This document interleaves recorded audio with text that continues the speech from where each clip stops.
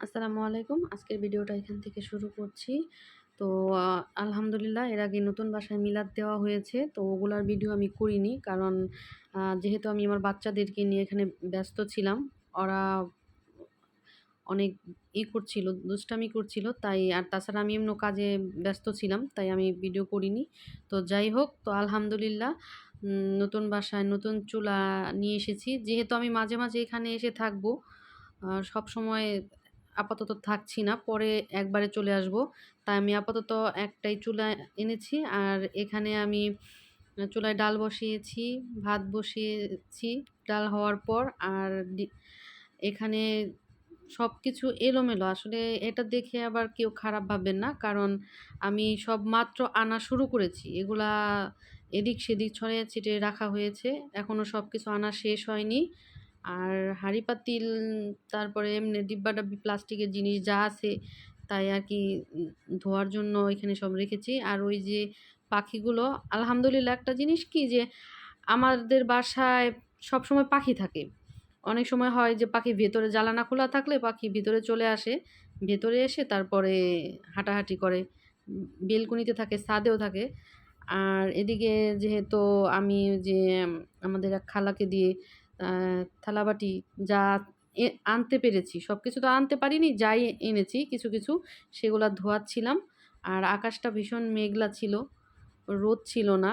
তাই ভাবছিলাম যে ছাদের ধোয়াধুয়ির কাজগুলা শেষ হলে তারপর নিচের বাকি কাজগুলা করাবো। আর উনি আজকে কাজ শেষ করে তারপরে রুমগুলা মুছেছে।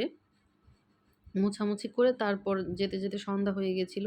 আর এদিকে দেখেন হান্ডি-পাতিল, ডিব্বা-ডাব্বি যেগুলা ছিল, এগুলা আসলে আমি ব্যবহার করিনি।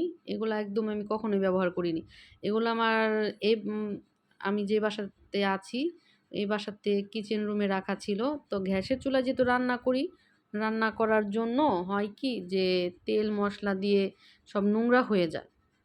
তাই আরকি এগুলা যেহেতু উঠিয়ে রাখবো ফলসাদে, তাই ভাবলাম যে খালাকে দিয়ে ধোয়াই। আর আলহামদুলিল্লাহ বললাম না আমাদের বাসায় অনেক পাখি থাকে। কবুতর, কাক, এ তারপরে ওই যে চড়ুই, টুনটুনি, নানান রকমের পাখি, যেগুলা অনেক ধরনের পাখি আমাদের বিল্ডিংয়ে আসা যাওয়া করে থাকে। তো যাই হোক, দেখতে, দেখতে সময় শেষ হয়ে যাচ্ছে। বাড়ির কাজও শেষ হচ্ছে।